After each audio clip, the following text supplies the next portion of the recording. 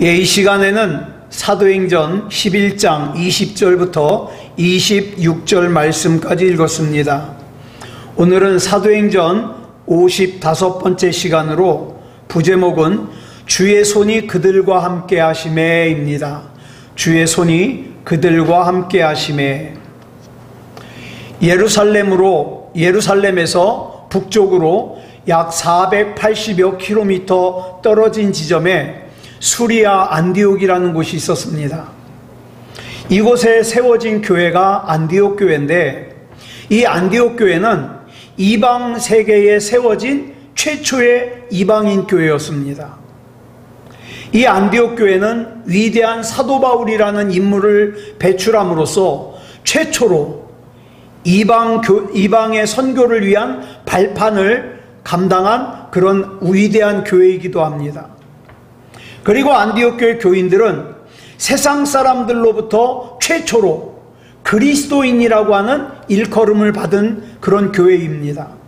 이와 같은 이유로 안디옥 교회의 출현은 2000년 교회 역사상 굉장히 중요한 획을 긋는 그런 교회라고 할 수 있습니다. 그런데 안디옥 교회가 그토록 중요하고 의미 있는 교회라고 해서 그 교회가 세상에 널리 알려진 유명한 사도들에 의해서 또 유명한 그리스도인에 의해서 세워진 것이 아니었습니다. 우리 지난주에 살펴본 본문 20절 말씀 다시 한번 같이 읽겠습니다. 시작. 그 중에 구브로와 구레네 몇 사람이 안디옥에 이르러 헬라인에게도 말하여 주 예수를 전파하니. 지난 시간에 말씀드린 것처럼 안디옥 교회를 세운 사람들은 놀랍게도 지중해의 섬 구브로와 북아프리카의 항구 도시인 구레네라는 곳에서 온, 이름도 몰라요, 몇 명이 왔는지도 몰라요, 그 몇 사람이라고만 기록되어 있는 이 사람들에 의해서 세워진 교회가 안디옥 교회였습니다. 그런데 여러분, 저와 여러분이 잘 알다시피 이 사도행전을 기록한 사람은 누가죠. 이 누가의 직업은 의사였습니다. 자, 이 누가는 직업이 의사이기 때문에 매사에 치밀해요. 분석적인 사람이에요. 또 시기적으로 이때는 어떤 때냐, 사도행전에 등장하는 인물들과 동시대 사람들이에요. 베드로가 살아있어요. 예? 또 다른 사도들도 살아있어요. 특히 그는 후에 이 사도 바울이라는 인물과 함께 전도여행을 같이 다녔기 때문에 사도 바울과 관련된 것은 누구보다도 잘 알고 있었습니다. 앞으로 계속 살펴보겠지만 이 안디옥 교회는 사도 바울이 바나바와 함께 1년 동안 함께 목회했던 교회였어요. 그리고 1년을 목회한 다음에 그 교회에서 파송을 받아가지고 세계 선교를 나섰습니다. 그렇다면 사도 바울이 자기가 목회하던 그 안디옥 교회를 몇 사람이서 세웠는지, 그 안디옥 교회를 시작한 사람이 누군지 몰랐을까요? 그러지 않아요. 저는요, 제가 자란 평화교회가 어떻게 시작됐는지 잘 알고 있어요. 또 제가 목회하고 있는 우리 새소망교회가 어떻게 시작됐는지 잘 알고 있어요. 자, 저 같은 사람도 제가 신앙생활하는 교회의 시작을 알고 있는데 사도 바울이 몰랐을까요? 사도 바울은 그 몇 사람이 누군지 알았을 거예요. 이름이 뭔지. 예? 또 사도 바울이 알고 있었다면 사도 바울과 같이 수행했던 누가 역시 그 이름을 몰랐을 리가 없습니다. 그런데 누가는 사도행전의 본문을 기록하면서 그들이 구브로와 구레네 출신이라는 사실만 밝힐 뿐 그들의 이름은 끝내 밝히지 않았어요. 그 이유가 뭔지 우리는 이미 알고 있습니다. 그 당사자들이 하나님의 영광을 위해서 자기의 이름을 드러내기를 원하지 않았기 때문일 거예요. 자, 본문 21절 보겠습니다. 시작. 주의 손이 그들과 함께 하심에 수많은 사람들이 믿고 주께 돌아오더라. 그 몇 사람에 의해서 세워진 안디옥 교회로 인해서 수많은 이방인들이 예수님을 구주로 믿고 예수님을 구주로 영접하는 생명의 역사가 일어났습니다. 안디옥에 사는 사람들에게, 안디옥에 살고 있는 이방인들에게 복음을 전한 몇 사람은 유대인들이었습니다. 근데 그 유대인들이 전한 복음을 듣고 이방인들이 복음을 영접했어요. 그것도 많은 사람들이 복음을 영접했어요. 그러면 이 몇 명의 유대인들이 전한 복음의 내용이 뭡니까? 여러분, 복음이 뭐예요? 복음은 간단해요. 나사렛 예수라는 사람이 온 인류를 구하는 구세주시다. 이게 복음이에요. 그런데 보세요. 당시 지중해 연안의 세계를 다 정복한 나라가 로마 제국이에요. 유대인은 그 로마에 정복당한 식민지 나라예요. 그러니까 로마는 식민 지배를 하는 나라고 유대는 그 식민 지배를 당하는 식민지예요. 그런데 보세요. 그 식민 지배를 당하는 이스라엘 안에서도 가장 가난한 동네인 나사렛에서 목수일이나 할 줄 아는 가난한 목수가 인류의 구세주라는 거예요. 여러분 같으면 그게 믿어지겠습니까? 전 지금도 그렇게 생각해요. 내가 경험한 기적 중에서 가장 큰 기적을 말하라 그러면 저는 하나님이 믿어지는 거고 예수님이 믿어지는 거예요. 한 번도 본 적 없는 예수님이 믿어지는 게 저한테는 가장 큰 기적이에요. 그 신앙을 위해서 내 인생을 전부 드릴 수 있는 게 가장 큰 기적이에요. 여러분, 식민 통치를 받고 있는 나라의 가난한 동네의 목수예요. 목수. 그런데 그 이스라엘을, 유대를 갖다가 식민 통치하고 있는 로마 사람이, 또 헬라인들은요, 특히 자기의 문화와 자기의 역사에 대해서 자부심과 긍지가 대단한 사람들이에요. 근데 그 사람들이 예수님을 구주로 영접하는 이변이 일어났어요. 어떻게 이런 일이 일어났을까요? 여러분, 저와 여러분이 누군가에게 복음을 전한다 그래서 그 사람이 그 복음을 듣고 나 이제 예수 믿을 거야, 이건 진짜 불가능한 일이에요. 근데 그런 일들이 일어날 수 있어요. 왜 그런지 아세요? 본문 21절 시작 단어 때문에 그래요. 뭐예요? 주의 손이. 즉 하나님의 손에 비밀이 있다 이 말이에요. 하나님께서는 안디옥의 이방인인 헬라인에게 담대히 복음을 전하고서도 하나님의 영광을 위해서 자기의 이름을 가렸던 이 몇 사람의 그리스도인들을 그냥 내버려 두시지 않고 천지를 창조하신 하나님의 손으로 그들과 함께 하셨어요.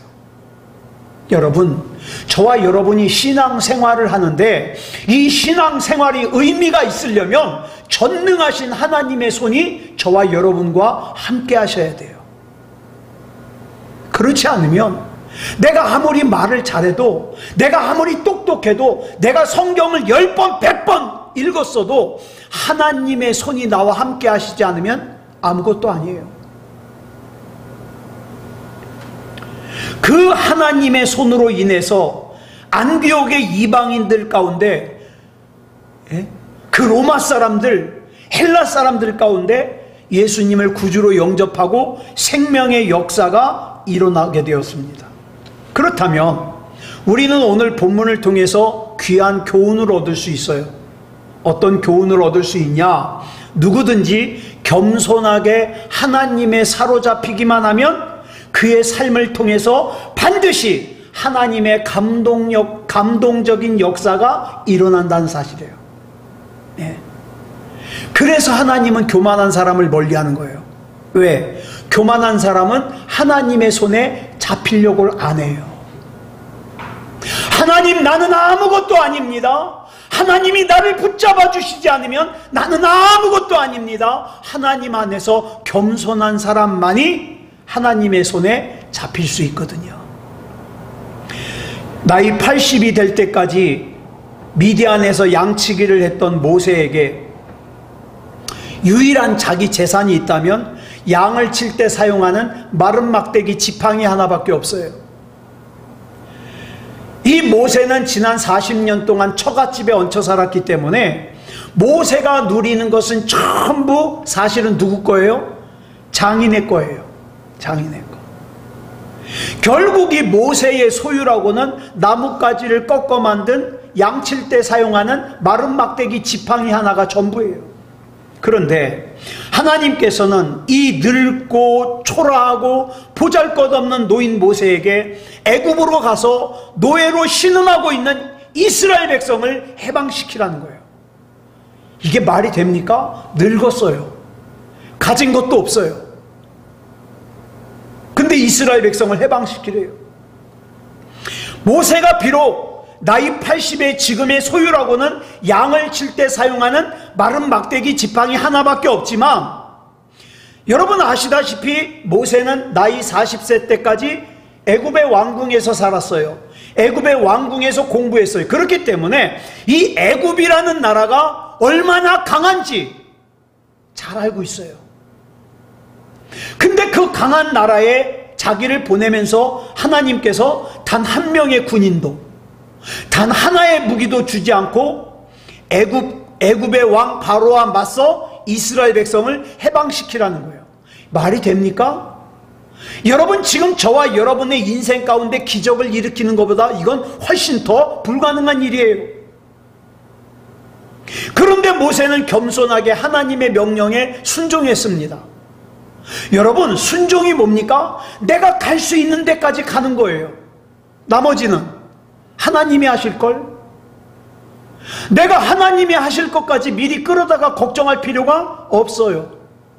나는 내가 할 수 있는 데까지 순종하면 되는 거예요.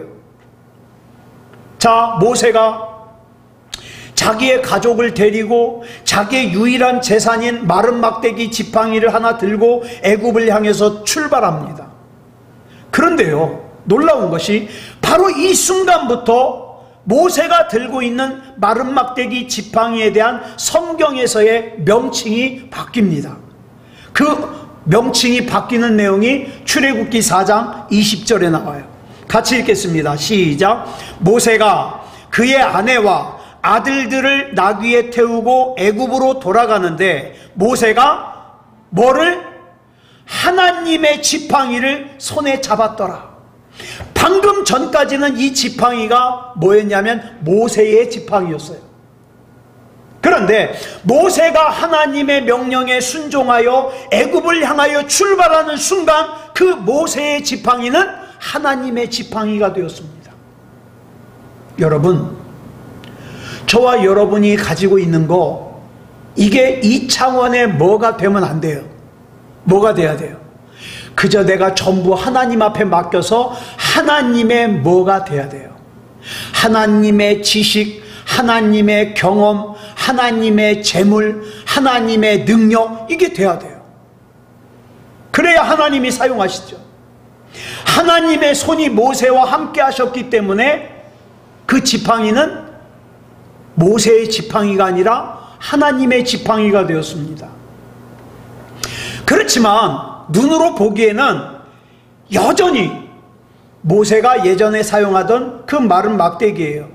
그러나 하나님의 손이 모세와 함께해서 그 지팡이가 모세의 지팡이에서 하나님의 지팡이가 되는 순간 그 지팡이를 앞으로 내밀었더니 폭이 32km나 되는 그 넓은 홍해가 쫙 갈라졌습니다.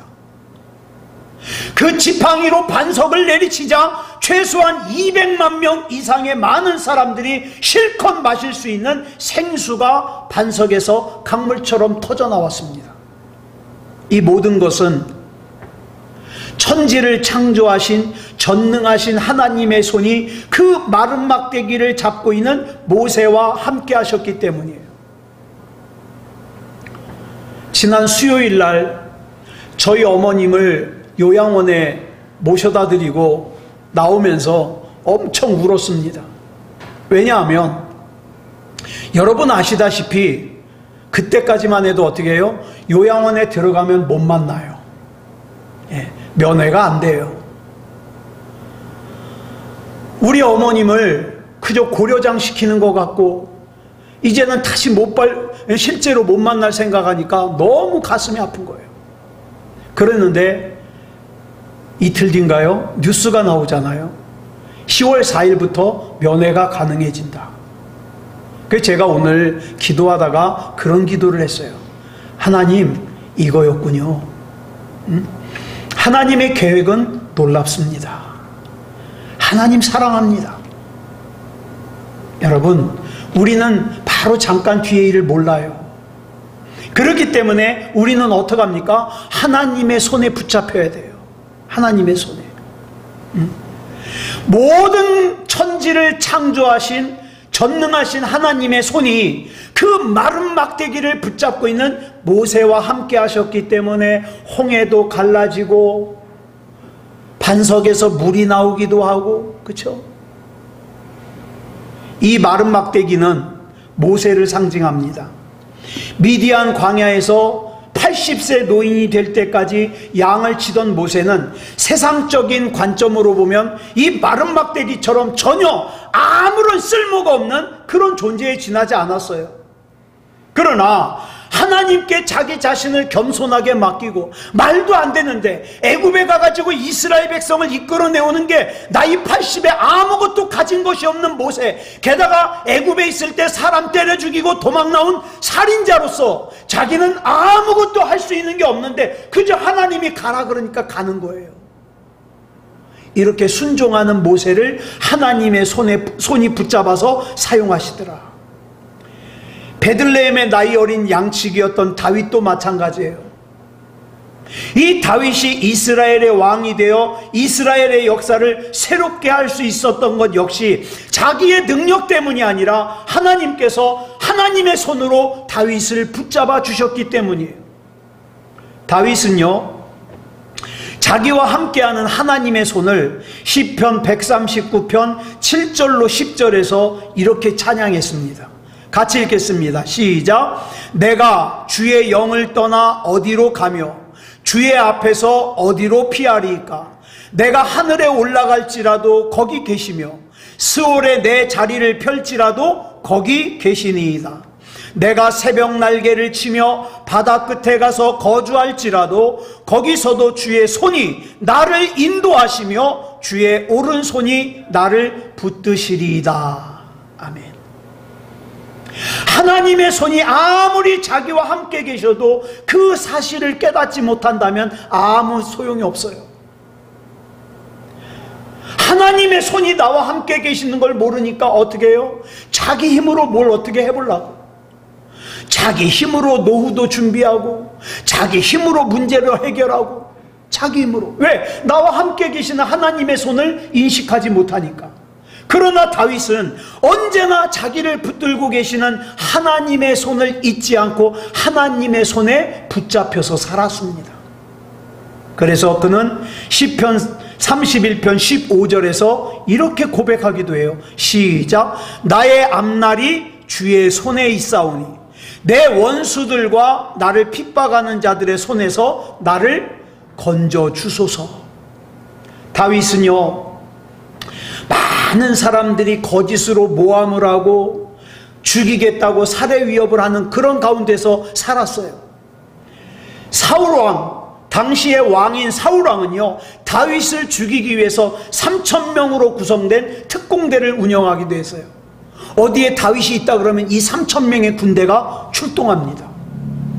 그렇지만 다윗은 이렇게 자기를 모함하고 살해하려고 하는 사람들과 똑같은 방법으로 그들과 대응하지 않았어요. 왜?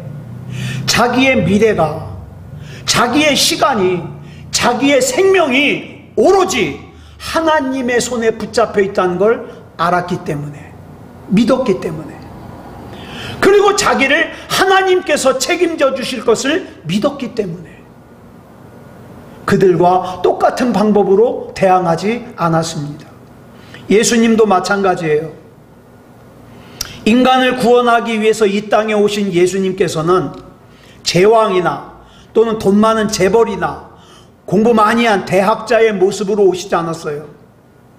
예수님께서는 가난한 동네인 나사렛이라는 곳에 목수의 아들로 태어나서 하루 벌어서 하루 먹고 사는 가난한 목수에 지나지 않았어요. 사람들이 그 예수님을 보면서 이사야 53장에 보면 뭐라 그럽니까? 정말 부러워할 만한 것이 하나도 없어요. 그 가난한 목수가 인간의 죄값을 대신 치르기 위해서 십자가에 못 박혀 죽은 거예요. 아무것도 특별할 것이 없었어요. 그런데 십자가에 못 박히신 예수님께서 운명하시기 직전에 하나님을 향하여 누가복음 23장 46절에서 이렇게 기도하셨습니다. 같이 읽어볼까요? 시작. 예수께서 큰 소리로 불러 이르시되 아버지 내 영혼을 아버지 손에 부탁하나이다 하고 이 말씀을 하신 후 숨지시니라. 인간의 몸을 입고 이 땅에 오신 예수님께서는 동정녀 마리아의 몸을 통하여 태어나시면서부터 십자가에 달려 돌아가실 때까지 철저하게 하나님의 손에 자신을 맡기셨습니다. 그래서 하나님께서 하나님의 손으로 다시 살리시고 영원한 부활의 구주로 세우심으로 누구든지 예수 그리스도 안에 있으면 하나님의 손에 의해서 영원히 살 수 있습니다. 그래서 우리는 이렇게 기도합니다. 하나님, 그 하나님의 손으로 나를 붙잡아 주시옵소서. 내 사랑하는 가족들을 붙잡아 주시옵소서. 주님의 몸된 우리 교회를 붙잡아 주시옵소서. 우리 교우들을 붙잡아 주시옵소서. 왜? 하나님의 손으로 붙잡아 주셔야만 우리가 승리하는 삶을 살 수 있기 때문에. 자, 그러면 뭐가 진짜 기적입니까? 우리는 기적을 경험시켜달라고 그러는데 뭐가 기적이에요? 본문에 나오는 몇 사람이 안디옥 교회를 세운 것이 기적입니까? 아니면 미디안 광야에서 양이나 치던 나이 80이나 된 보잘것없는 모세가 이스라엘 백성을 애굽에서 이끌어낸 것이 기적입니까? 아니면 이새의 8명의 아들들 중에서 아버지 이새가 보기에 제일 모자라서 제일 덜 떨어져서 그 아들을 뭐라 그랬어요? 사무엘에게 소개하기를 학가톤이라고 소개했어요. 제일 덜 떨어진 아들이에요. 말제예요, 말제. 그 학가톤 아들인 다윗이 이스라엘 역사상 가장 위대한 왕이 된 것이 기적입니까? 여러분, 진짜 기적은 그게 아니에요. 진짜 기적은 뭐냐? 그 보잘것없는 사람들을 인생을 사용해서 하나님께서 손을 내미신 거예요. 그 하나님께서 지금 이 시간에도 저와 여러분에게 하나님의 손을 내미십니다. 하나님의 손을 내미셔요. 이 하나님의 손이 임하시면 놀라운 일이 일어나는 건 그건 당연한 일이죠. 우리 인생도 마찬가지예요.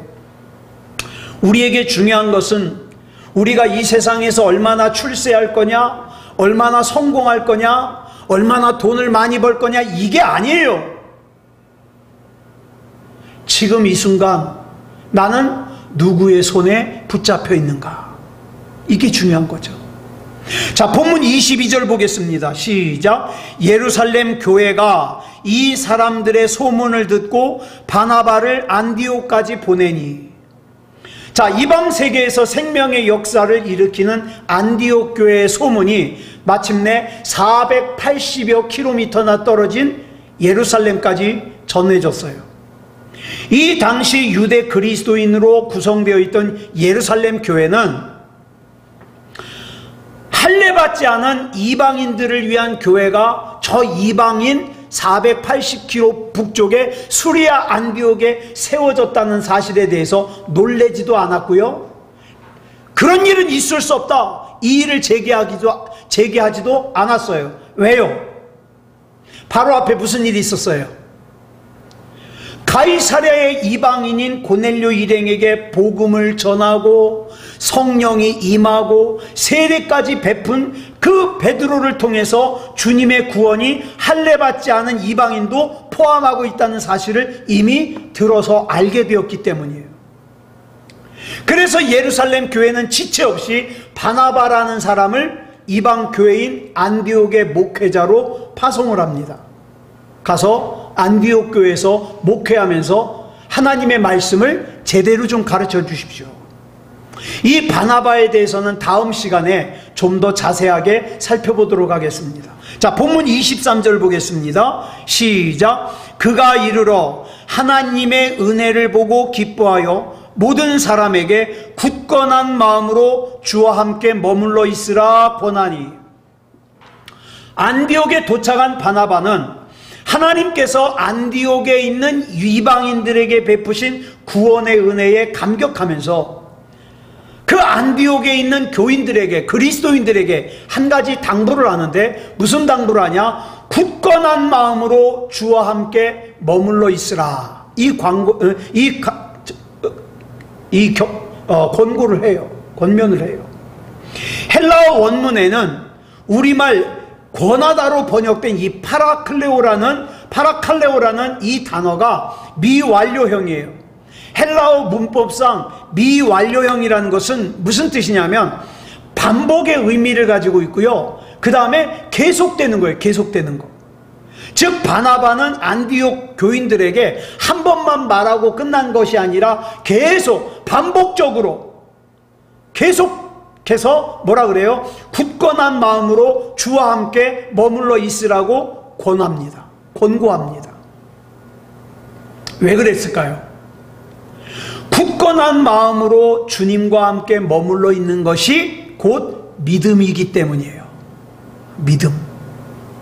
저와 여러분이 굳건한 마음으로 우리 주님과 함께 머물러 있으면 믿음이 있는 거예요. 근데 굳건한 마음으로 주님과 함께 머물러 있지 않으면 믿음이 있다고 얘기하면 안 돼요. 굳건한 마음으로 주님과 함께 머물러 있지 않고는 참된 신앙인이 될 수 없어요. 자, 본문 24절 보겠습니다. 시작. 바나바는 착한 사람이요 성령과 믿음이 충만한 사람이라. 이에 큰 무리가 주께 더하여지더라. 바나바가 안디옥의 목회자로 오면서 더 많은 사람들이 교회로 모여왔습니다. 그리고 그들은 바나바가 권면한 대로 굳건한 마음으로 주님과 함께 머물러 있기를 힘썼습니다. 그래, 내가 주님과 함께 머물러 있어야지. 말하는 것도 조심해야지. 생각하는 것도 조심해야지. 마음도 조심해야지. 행동도 조심해야지. 왜? 나는 주님과 함께 머물러 있는 사람이니까. 자꾸 자기 행동을 돌아봤어요. 그렇다면 여기서 말하는 굳건한 마음으로 주님과 함께 머물러 있는다는 것은 구체적으로 무엇을 뜻하는가? 우리말로 함께 머물러 있다로 번역된 헬라어 동사가 프로스메노예요. 이 프로스메노라는 단어는 꼭 붙어 있는다는 뜻이에요. 꼭 붙어 있다. 따라서 굳건한 마음으로 주와 함께 머물러 있는다는 것은 굳건한 마음으로, 흔들림이 없는 마음으로, 주님을 절대 놓지 않겠다는 결연한 마음으로 주님께 붙어 있는 거예요.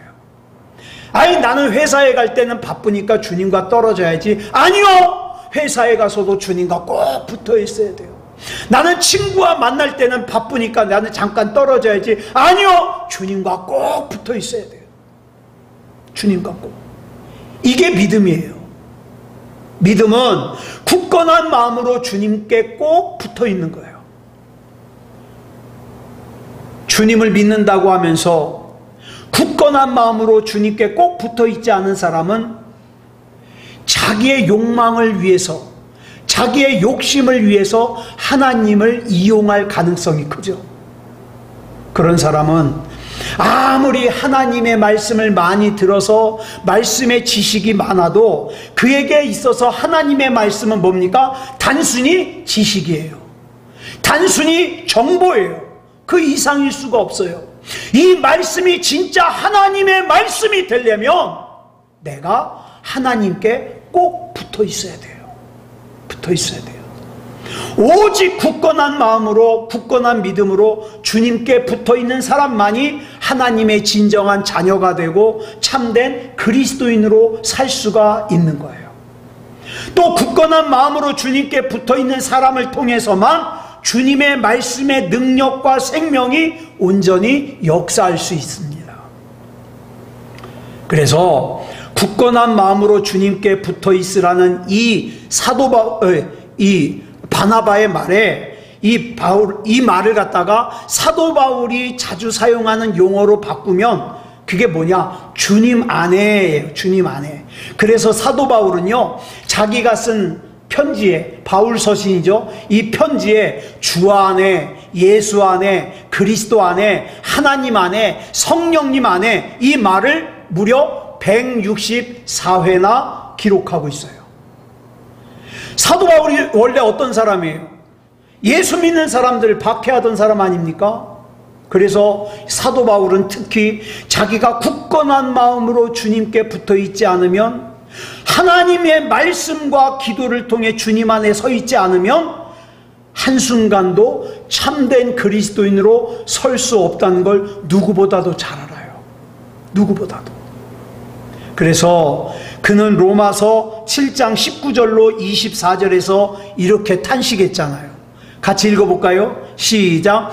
내가 원하는 바 선은 행하지 아니하고 도리어 원하지 아니하는 바 악을 행하는도다. 만일 내가 원하지 아니하는 그것을 하면 이를 행하는 자는 내가 아니요 내 속에 거하는 죄니라. 그러므로 내가 한 법을 깨달았노니 곧 선을 행하기 원하는 나에게 악이 함께 있는 것이로다.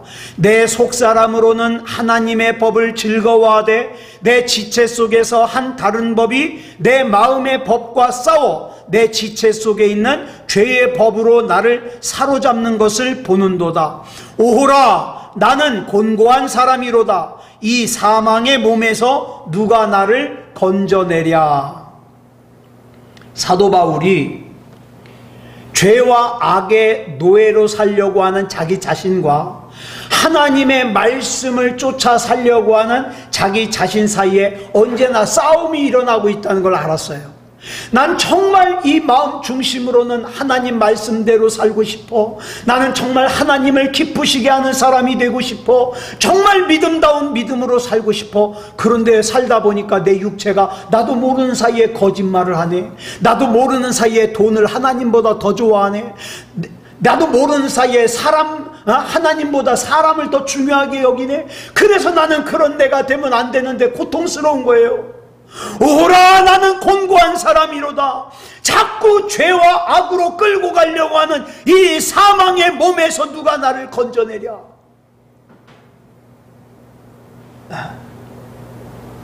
여러분, 저와 여러분이 굳건한 마음으로 우리 하나님 앞에 붙어 있을 때에만, 내 자신이 주님 안에 있을 때에만 주님의 능력과 생명을 힘입어서 내 자신과의 싸움에서 이길 수 있어요. 여러분, 저는 볼수록 그런 것 같아요. 세상에서 제일 이기기 힘든 존재가 내 자신인 것 같아요. 이러면 안 되는데 하면서도 자꾸 넘어져요. 자꾸 넘어져. 그래서 성경을 보니까 저만 그런 것이 아니라 사도 바울도 이 사망의 몸에서 누가 나를 건져내랴 그러면서 탄식하더라고요. 그러다가 사도 바울이 탄식으로 끝나는 게 아니라 그 다음에 찬양으로 이어져요. 로마서 8장 1절로 2절 보겠습니다. 시작. 그러므로 이제 그리스도 예수 안에 있는 자에게는 결코 정죄함이 없나니 이는 그리스도 예수 안에 있는 생명의 성령의 법이 죄와 사망의 법에서 너를 해방하였습니다. 누구든지 예수 그리스도 안에 있으면 예수 그리스도의 생명의 능력으로 죄와 사망의 올무에서 벗어나 진짜 그리스도인이 될 수 있어요. 여러분, 우리 평생의 기도 제목이에요. 하나님, 진짜 그리스도인으로 살게 해주세요. 하나님, 정말 예수 잘 믿게 해주세요. 하나님의 말씀에 붙잡히게 해주세요. 하나님의 손에 붙잡히게 해주세요. 쉬지 않고 기도해야 돼요. 쉬지 않고. 예수 그리스도 밖에서는 굳건한 마음으로 예수 그리스도에게 붙어있지 않으면 정말 믿음다운 믿음으로 사는 것이 불가능해요. 불가능해요. 위대한 사도 바울마저도 주님 안에 있는 믿음으로 굳건한 마음으로 주님 앞에 붙어 있으므로 죄와 악을 따라가려고 하는 자기 자신을 이기고 참된 그리스도인으로 살기 위해서 이 영적 전쟁을 하잖아요. 치열하게 탄식해 가면서까지. 그래가지고 사도 바울의 편지 안에 주님 안에, 하나님 안에, 성령님 안에, 이걸 몇 번이나 썼다고요? 164번. 그만큼 중요한 거예요. 그만큼 주님 안에 있지 않고서는, 굳건한 마음으로 주님 앞에 붙어 있지 않고서는 자기와의 싸움에서 절대로 이길 수 없으니까. 위대한 사도 바울이 그랬다면 저와 여러분은 두말할 것도 없습니다. 저는 목사예요. 저는 목사인데 만약에 목사인 제가 굳건한 마음으로 주님 앞에 붙어 있지 않고 제 야망을 위해서, 제 욕심을 위해서 하나님의 이름을 이용하고 하나님의 말씀을 이용하고 목사라는 직책을 이용해서 제 야망을 쫓는다면 참 두렵고 떨리는 일이에요. 저는요 아주 추악한 장사꾼에 불과한 거예요. 그래서 어떡합니까? 그런 추악한 장사꾼이 되지 않기를 하나님의 손으로 붙잡아 주시옵소서. 날마다 하나님의 말씀을 깨닫게 해 주시옵소서. 하나님의 말씀을 주시옵소서. 기도할 수밖에 없는 거예요. 왜? 잠시 긴장을 늦추면 추악한 장사꾼이 되니까. 제가 굳건한 마음으로 주님께 붙어 있어야 하지만 제 자신과의 싸움에서 이길 수 있습니다. 더 나아가서 한 명의 진짜 그리스도인이 될 수 있습니다. 악한 마귀는 지금도 저의 마음속에 어때요? 자꾸 악한 생각, 악한 마음을 집어넣으려고 그래요. 마치 가룟 유다의 마음속에 예수님을 팔려는 생각을 넣었듯이 자꾸 집어넣으려고 그래요. 그럼 어떻게 해야 돼요? 예수님의 이름으로 쫓아내죠. 미워하는 마음도, 이기적인 마음도, 교만한 마음도, 하나님보다 다른 것을 더 사랑하는 마음도 예수님의 이름으로 다 쫓아내야죠. 그래야만 올바른 그리스도인으로, 또 올바른 목사로 살 수 있으니까요. 이 안디옥 교회 출현이 2000년 교회사에서 굉장히 중요한 하나의 획을 긋는 사건으로 받아들여지는 이유 중에 하나가 안디옥 교인들이 처음으로 그리스도인이라고 불렸거든요. 그리스도인. 지금은 어때요? 그저 교회만 다니면 다 그리스도인이라 그래요. 근데 여러분, 그리스도인이라는 말의 뜻이 뭐예요? 그리스도를 쫓는 사람이에요. 그리스도를 닮은 사람이에요. 근데 예배도 안 드리면서 그리스도인이래. 하나님 생각하지도 않으면서 그리스도인이래. 그러면 안 되죠. 안디옥 교회가 세워지기 전까지 이 세상에는 그리스도인이라는 말이 없었어요. 근데 이 그리스도인이라는 이름을 갖다가 만들어서 붙인 사람들이 교회 안에 있는 사람들이 아니에요. 교회 밖에 있는 사람들이에요. 저 사람들은 우리와 똑같은 사람인 것 같은데 뭔가 달라. 그래서 교회 밖에 있는 사람들이 안디옥 교회 사람들을 갖다가 이름을 붙인 것이 그리스도인이에요. 아, 저 사람들은 그리스도를 쫓는 사람들이야. 그리스도를 닮은 사람들이야. 얼마나 예수 그리스도를 철저하게 쫓았으면, 얼마나 예수 그리스도를 닮은 삶을 살았으면 세상 사람들이 없는 말을 갖다가 만들어서 그리스도인이라고 붙였겠어요. 그것이 가능할 수 있었던 것은 그들이 모두 굳건한 마음으로 주님께 붙어 있었기 때문이에요. 예. 주님 안에 거함으로 주님의 생명과 능력을 힘입어서 자신과의 싸움에서 이기는 사람이 되었기 때문이죠. 그래서 세상 사람들은요, 자기들은 도저히 흉내도 낼 수 없는 삶을 저 안디옥 교회 교인들이 살고 있다. 그래가지고 붙인 이름이 뭐예요? 그리스도인이에요. 그러니 이 그리스도인이 얼마나 귀한 이름입니까? 네. 믿음은 굳건한 마음으로 주님께 붙어 있는 거예요. 오직 말씀과 기도를 통해 주님 안에 거하는 겁니다. 그렇게 함으로써 주님의 생명과 능력을 힘입지 않고서는 이 세상 누구도 죄와 악에 노예된 내 육신과 싸워서 이길 수가 없어요. 자꾸 타협하죠. 오늘은 예배 드리지 말자. 힘드니까. 좀 천천히 하자. 뭘 그렇게 극성스럽게 살아? 내 몸이 중요한 거예요. 몸이. 자, 그렇다면 이제 우리를 되돌아보자고요. 우리는 가룟 유다처럼 몸은 주일마다 예배당에 앉아 있지만 자신과의 싸움에는 어떻습니까? 자신과의 싸움에서